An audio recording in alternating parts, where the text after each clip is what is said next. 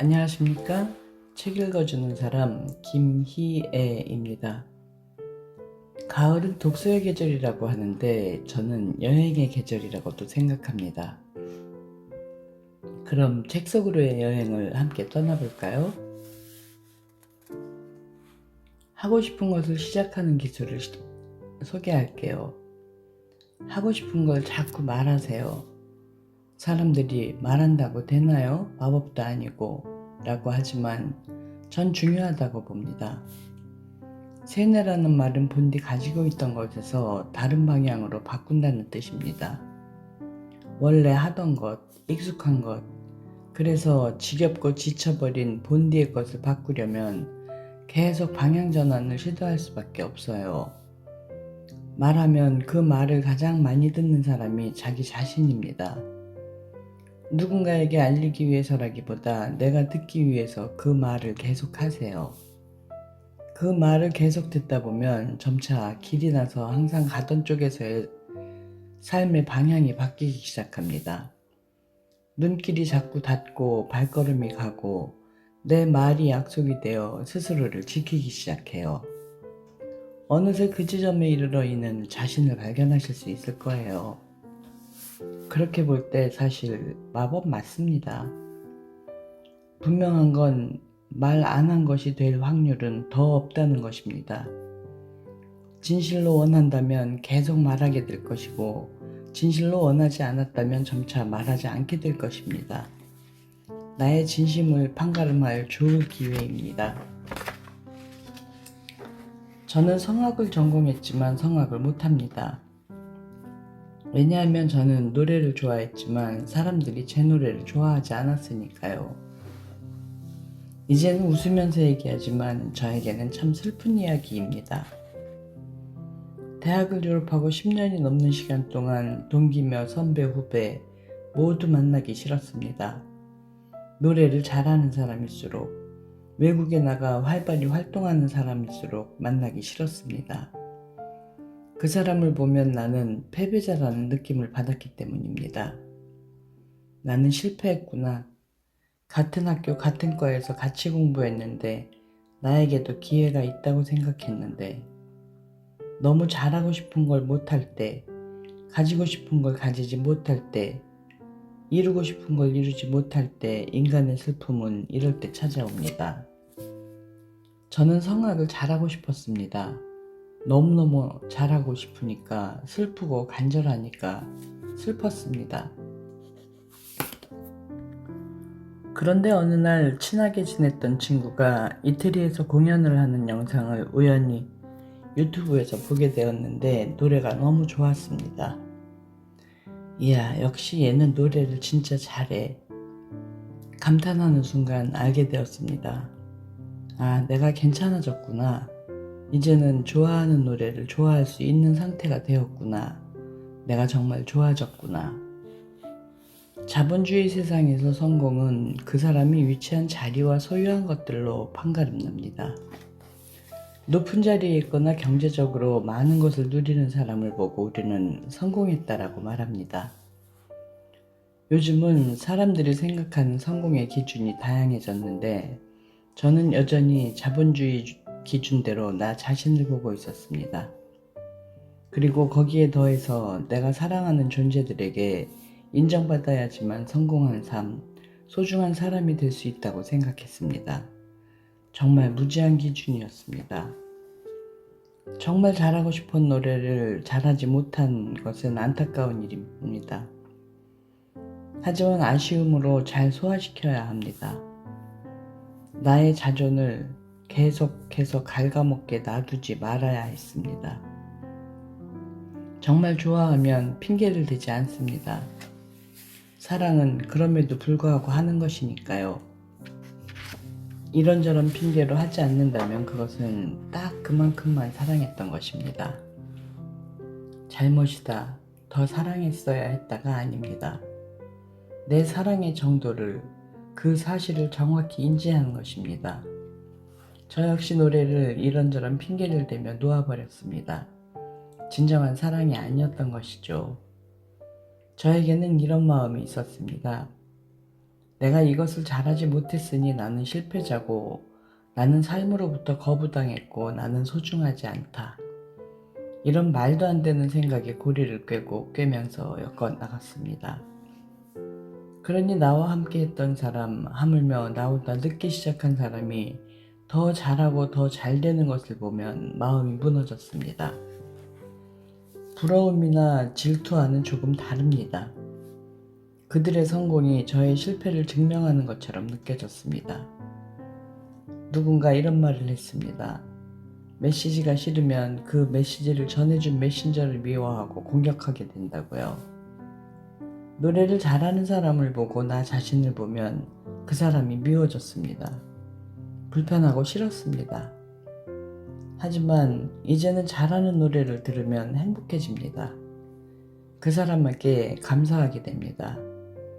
저는 그에게 수혜를 받게 되는 것이죠. 아, 너무 좋다, 너무 좋아. 삶을 감탄합니다. 당신이 처음에 하고자 했던 것이 잘 되지 않았다 하더라도 당신은 소중합니다. 그러니 음악을 시작했는데 음악으로 자리 잡지 못해도, 건축을 전공했는데 건축 일을 업으로 삼지 못해도, 평생 사랑하고 싶은 사람이 있었는데 그 사랑이 이루어지지 않았다 하더라도 우리의 가치가 깎이거나 상하는 것은 아닙니다. 아쉽고 슬프고 안타까울 수는 있지만 그렇다고 우리의 존재가 하찮아지는 것은 아닙니다. 실패한 것은 아닙니다. 제가 오랜 시간 스스로를 실패자라 생각했던 시간들을 떠올리며 제가 아끼는 분들께 이 말씀을 꼭 드리고 싶었습니다. 삶이 뜻대로 안 된다는 생각이 들면 어쩌면 찬스일지도 모릅니다. 왜냐하면 인간은 뜻대로 안 될 때 사고에 깊이가 생기기 때문입니다. 삶의 본질, 문제의 근본을 생각하게 됩니다. 인간은 힘이 넘치고 셀 때보다 힘이 없을 때 자기 자신을 받아들입니다. 그러니 나이가 들고 힘이 빠졌을 때 예전에는 마음만 먹으면 다 할 수 있었을 것 같았던 일들을 하지 못하게 됐을 때 좌절할 일만은 아닙니다. 나를 가득 채우고 당당해 보이게 만들었던 삶의 허세, 자존심, 아집을 비워내고 자신에 대한 긍정적인 마음을 채워보세요. 사람들과 함께하고 나를 괜찮은 사람으로 바라보는 마음을 키워보세요. 그래, 여기까지 잘 왔다, 고생했어, 대견하고 기특해. 그동안 짊어진 짐들이 있었다면 그 일들을 잘 해낸 스스로를 칭찬하고 모든 것을 정직하게 다 갚았다 생각하세요. 이제 정리하고 내 경기를 뛰세요. 내 삶을 사세요. 해야 할 일을 하고 싶지 않아도 오랫동안 안 해왔으니 이제는 내가 진짜로 하고 싶은 일을 챙기며 하세요. 당신은 충분히 그럴 만한 사람입니다. 제주하면 아름다운 바다가 먼저 떠오릅니다. 청록색부터 검푸른빛까지 제 짧은 어휘로는 다 담을 수 없는 바다 빛깔을 매일 눈에 담고 살아 참 행복합니다. 하지만 여행자의 시선이 아닌 생활인의 시선이 되면 아름다움 넘어 사정없이 매서운 위험도 함께 보이기 시작합니다. 제주에서 생활하다 보면 해녀 체험을 하러 오는 관광객을 종종 보곤 합니다. 체험비를 내면 실제 해녀처럼 잠수복을 입고 바다에 들어가 뿔소라, 보말, 잘하면 전복까지 따볼 수 있습니다. 하지만 저는 제주에 여행자로 사는 것이 아니었습니다. 뿌리를 내리고 싶은 사람으로서 제대로 된 물질을 배워보고 싶었습니다. 물질은 배우고 싶다고 쉽게 배울 수 있는 것이 아닙니다. 제가 아무리 제주 태생이라 해도 아직 외부인의 옷을 다 벗지 못했고 해녀 학교도 거쳐야 하고 어촌계에서 저를 받아주어야 가능한 일이었습니다. 어떻게 하면 그분들의 마음을 열 수 있을까요? 인사를 잘하는 것, 그분들의 이야기를 잘 들어드리는 것, 일을 도와드리는 것, 바로 물마중이었습니다. 해녀의 물질은 간단합니다. 옷을 갈아입고 장비를 챙겨서 바다에 나가 5시간, 6시간 물질을 하고 돌아오죠. 주로 해삼이나 뿔소라가 잡히는데 많이 잡으면 한 번에 50클램씩을 가지고 옵니다. 보통 해녀의 평균 연령이 60, 70대입니다. 대여섯 시간 물질에서 캔 해산물을 물 밖으로 가지고 나올 때 몇 가지 악조건이 있습니다. 첫 번째는 무겁다. 두 번째는 미끄럽다. 세 번째는 지쳤다. 바다의 끝은 백사장만 있는 것이 아니에요. 해녀가 물질하는 곳은 위험천만한 갯바위로 가득한 곳입니다. 물속에서 사고가 나는 것보다 지쳐있는 몸을 끌고 바다에서 나올 때 어마어마한 무게를 이기지 못하고 미끄러져 큰 사고가 일어납니다. 그래서 그때 잡아온 해산물을 물 밖에서 누군가 들어주는 걸 물마중이라고 합니다. 저는 그분들의 마음을 얻고 싶은 사람이니까 달달한 간식거리를 사들고 기다립니다. 물 안에 계시면 입이 너무 짜니까 달달한 간식을 좋아하신다는 걸 알게 되었고, 치아가 약한 분들이 많으니 너무 끈적이거나 딱딱하지 않은 것으로 준비합니다. 저 멀리 주황색 태왁이 보일 때부터 손을 흔들며 마중을 나갑니다. 그러면 저 멀리서도 손을 크게 흔들어 주세요. 물마중 나온 사람을 보면 피가 따뜻해지는 느낌이 든다고 합니다. 태왁을 받기 전에 그분들의 얼굴을 보며 이렇게 말씀드립니다. 아이고 삼촌 너무 수고하셨습니다. 바다 많이 춥죠? 제주에서는 어른을 삼촌이라 부르며 존경의 마음을 표시합니다. 제가 인사드리며 태왁을 잡아 올리면 지친 해녀분들은 한결 수월하게 물속에서 나오십니다. 간혹 해녀의 남편분이 물마중을 나오시기도 하는데 할머니는 보지도 않고 태왁을 확 잡아 올리곤 다시 본인 길을 가시더군요. 저는 할아버지를 보면서 매정하다 생각했는데 놀랍게도 할머니는 무척이나 뿌듯한 표정이었습니다. 왜냐하면 본인 외에는 아무도 남편이 물마중을 나오지 않으니까요. 인생에 물마중을 나올 사람이 아무도 없을 때 우리에게 서러움이 찾아옵니다. 하루 종일 고생하며 바쁘게 살았는데 아무도 알아주지 않을 때, 평생을 열심히 살았는데 누구도 인정하지 않을 때, 어깨를 두드리며 작은 격려해주는 이 하나 없을 때, 간신히 버티고 서 있는 무릎이 꺾이게 만드는 서글픔이 밀려옵니다. 그리고 그때 꼭 사고가 나요. 짊어진 짐은 무겁고 세상은 미끄럽고 나는 지쳤으니까요. 오히려 긴장하고 살 때는 사고가 잘 나지 않습니다. 바쁜 일이 끝나고 힘들었던 일이 얼추 마무리되고 큰 일이 지나갔을 때 여유가 조금 찾아와 이제 긴장을 조금 풀어볼까 할 때 몸과 마음에 병이 찾아옵니다. 수없이 숨을 참고 차디찬 바닷물 속에 들어갔다 나왔다 하며 지쳐있는 해녀 삼촌들처럼 어느 날 우리 등 뒤에 커다란 짐이 지어져 있는 걸 발견할 수도 있습니다. 그 무거운 짐을 잘 내려놓을 수 있도록 물마중을 나와주기는 이가 당신에게는 있나요? 또는 당신은 누군가에게 물마중을 해주고 있나요? 아유 추운데 얼마나 수고가 많았어. 힘들었겠다. 얼른 들어가서 밥 먹자. 같은 말을 들을 수 없을 때 우리는 슬프고 억울한 마음이 듭니다. 너무 버거운 짐을 지고 걷고 있는 이를 보게 된다면, 자칫하다 미끄러져 넘어질 것 같은 이가 곁에 있다면 작은 마중부터 시작해 보십시오.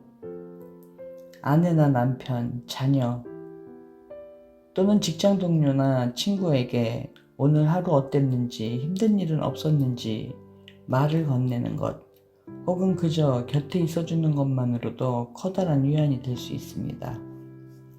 그 작은 물마중이 누군가의 큰 사고를 막아줄 수 있을지도 모릅니다. 혹시 아무도 나에게 마중을 나와주지 않더라도 스스로 격려를 아끼지 마십시오. 든든하게 밥 챙겨 먹고 나에게 좋은 것을 주고 살아가느라 애쓴다고 자신을 다독여주기만 해도 우리는 또 하루를 살아갈 힘을 얻을 수 있습니다.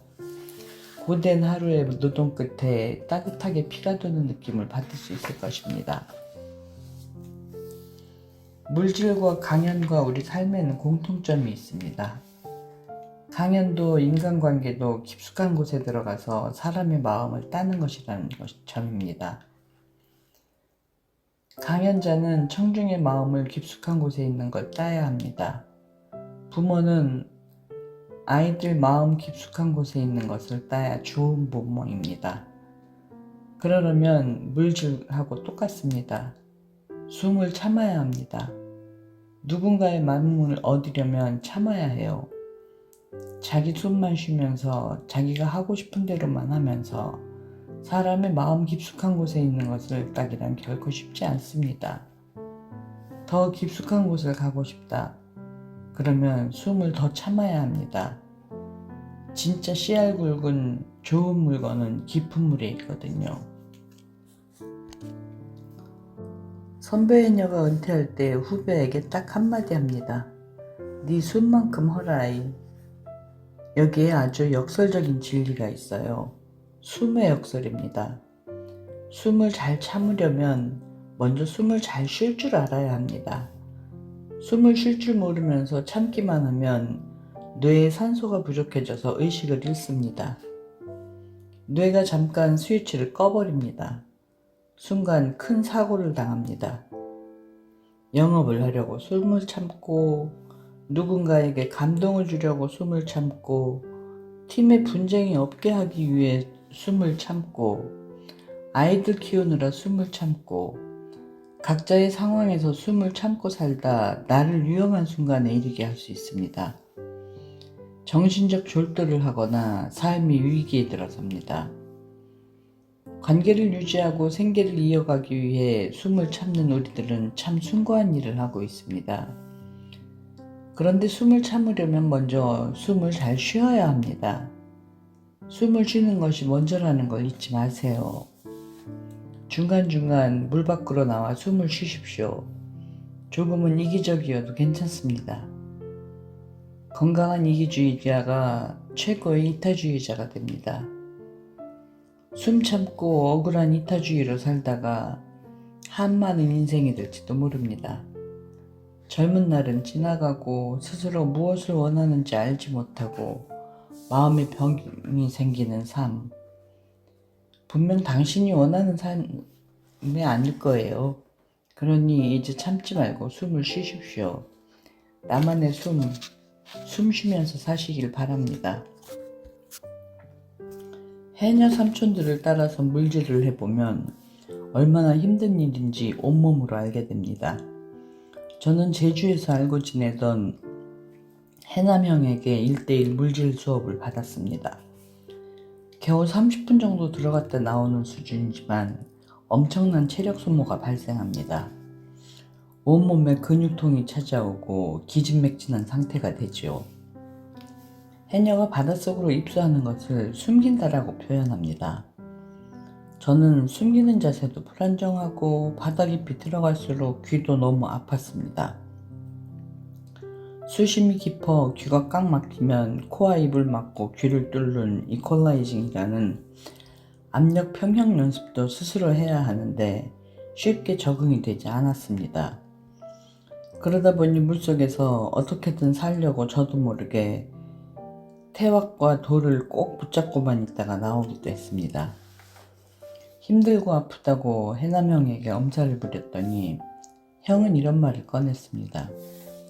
창호가 네가 살아남으려고 태왁을 너무 세게 잡아서 그래.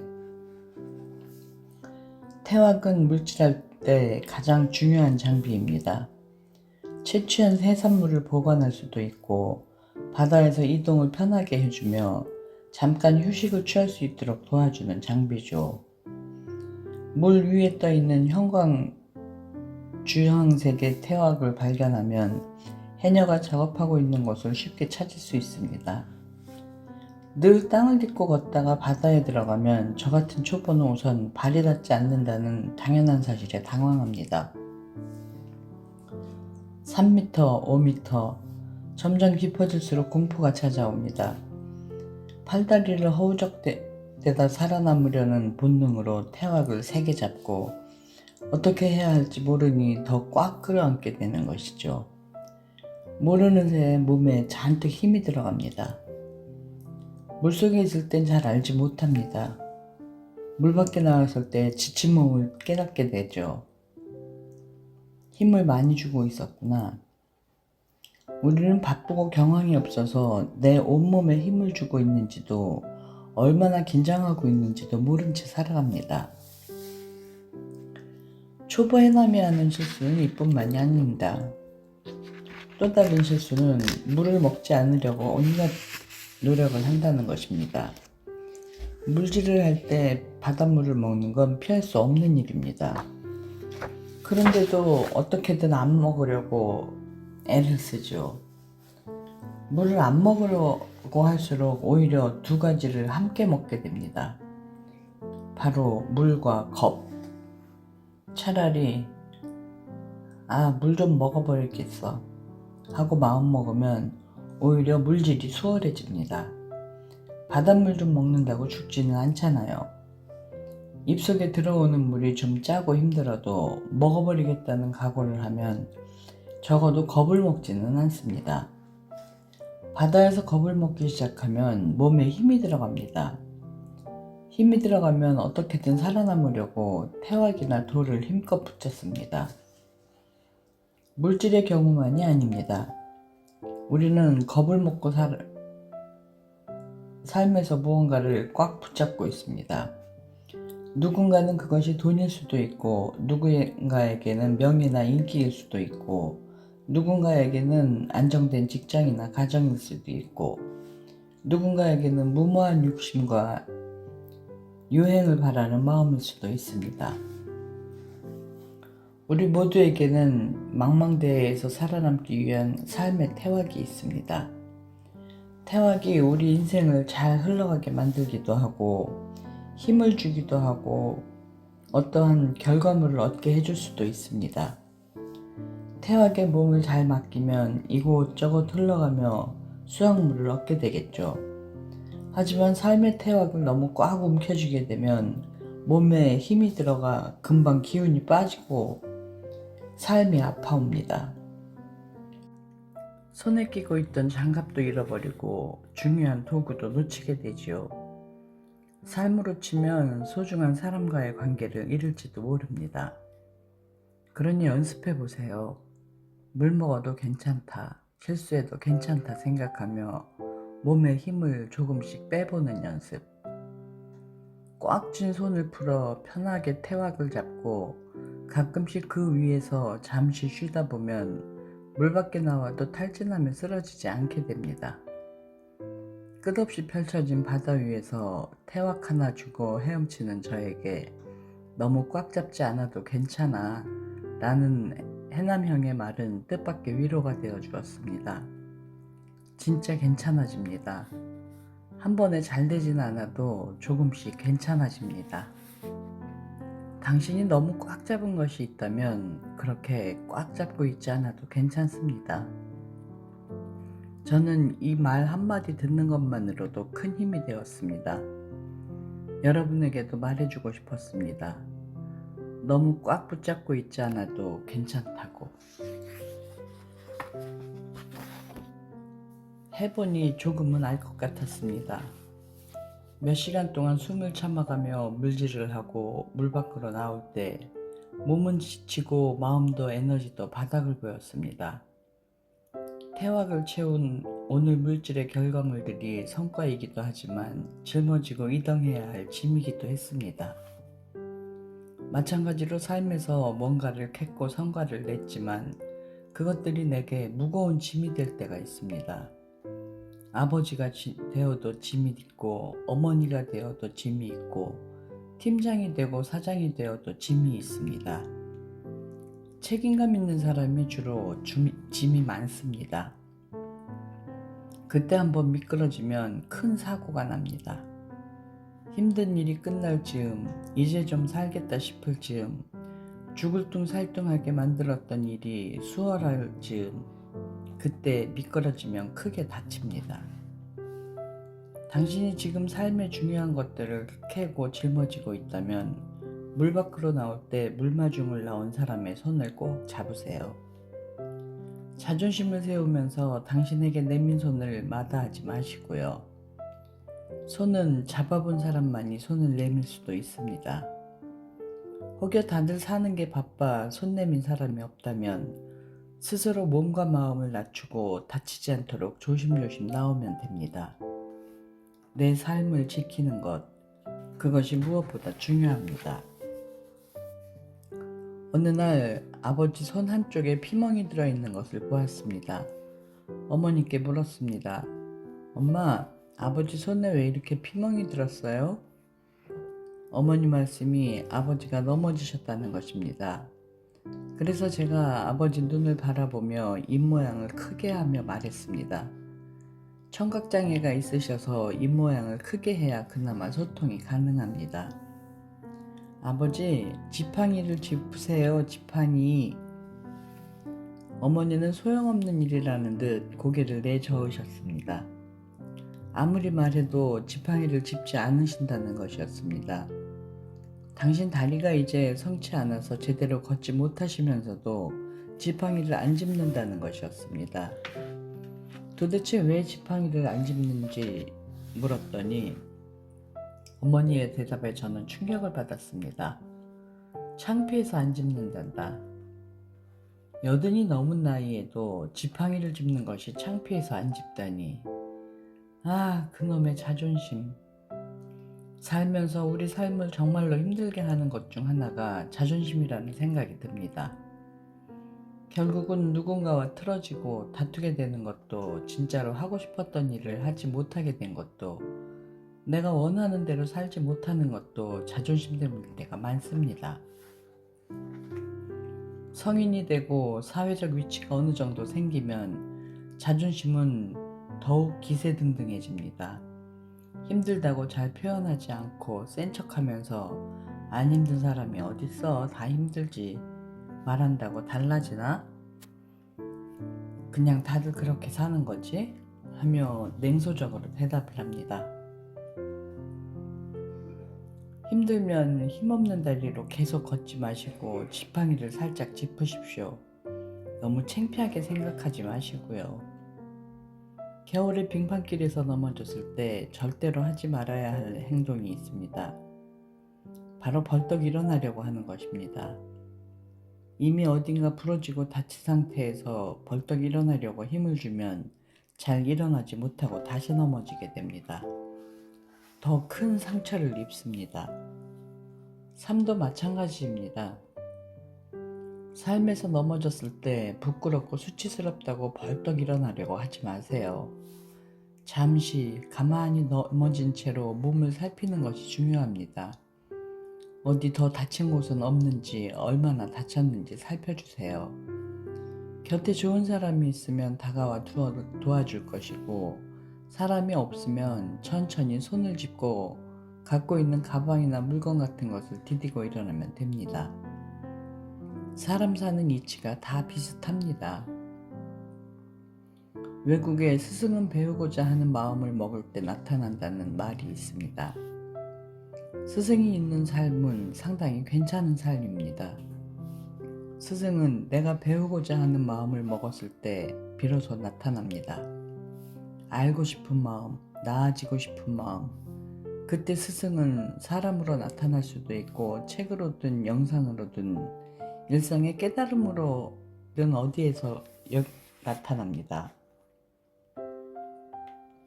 요즘 힘든 일이 있다면 안타깝게 자존심 때문에 지팡이를 짚지 않다가 더 큰 위험을 당하지 마시길 바랍니다. 지팡이도 짚고 허리보호대도 차고 보행기에 의지하십시오. 저도 강연을 할 때 허리보호대를 종종 차고 무대에 오릅니다. 허리보호대는 치료를 위한 것이 아닙니다. 한 번은 제가 의사에게 물어봤습니다. 선생님, 이걸 왜 합니까? 의사가 이렇게 대답하더군요. 이걸 해서 낫는 게 아닙니다. 근데 이걸 해야 낫습니다. 도대체 무슨 말일까요? 저는 허리가 아프고 약합니다. 이런 상태에서 취하면 안 되는 자세들이 있습니다.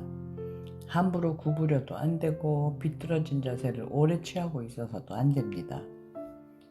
허리 보호대를 하고 있으면 안 좋은 동작과 자세를 취하려 할 때 불편해서 하지 못하게 됩니다. 아예 막아주죠.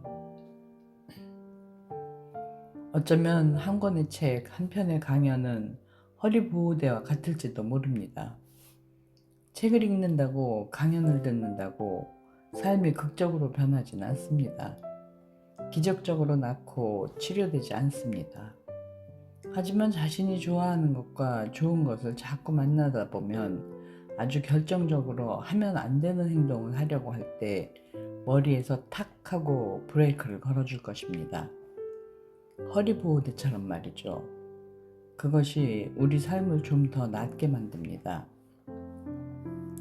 힘들 때 필요한 것은 자존심이 아닙니다. 도움입니다. 우리는 이미 많은 것을 알고 있습니다. 본디 안다는 것은 몸이 경험한다라는 뜻입니다. 그래서 진짜 알면 무의식적으로 그렇게 행동하며 살고 있어야 합니다. 하지만 우리는 보통 안다는 것을 들어봤다 정도로 생각하는 것 같습니다. 나 그 얘기 알아. 이걸 안다고 생각하는 것이죠. 하지만 삶을 경험하지는 않습니다. 이미 많은 것을 알고 있는 여러분이 그 알을 자기 삶으로 경험하시기 바랍니다. 도움이 필요한 걸 안다면 자존심은 내려놓고 그 일을 경험해 보시길 바랍니다. 프랑스의 소설가 폴 브루제는 생각하는 대로 살지 않으면 결국 사는 대로 생각한다고 했습니다. 그렇게 아는 것대로 살다 보면 안으로든 밖으로든 달라져 있는 자신을 발견하게 될 것입니다. 저는 나는 자연인이다 라는 프로그램을 무척 좋아합니다. 언젠가 꼭 출연하고 싶은 프로그램이기도 합니다. 한 번은 나는 자연인이다 사회자인 이승윤 씨와 프로그램에 대한 이야기를 나눈 적이 있습니다. 이승윤 씨가 들려준 인상적인 이야기가 있습니다. 승윤 씨는 프로그램 초기에는 자연인 선생님들께 이렇게 물었다고 합니다. 선생님 안 불편하세요? 선생님 언제가 가장 불편하세요? 승윤 씨가 보기에 자연 속에서 사는 삶이 많이 불편해 보였던 것이죠. 먹는 것, 씻는 것, 자는 것 모든 부분에서 불편해 보였다고 합니다. 그러던 중 자연인 한 분께서 이런 말씀을 하셨다고 합니다. 왜 자꾸 불편하다고 물어보세요? 저는 불편한 것 없이 잘 살고 있는데 자꾸 무엇이 불편하냐, 언제가 불편하냐 물으니 기분이 좋지 않습니다. 불편하냐고는 이제 그만 물어봐 주셨으면 합니다. 승윤 씨는 아차하는 마음에 이제는 언제 행복한지를 물어본다고 합니다.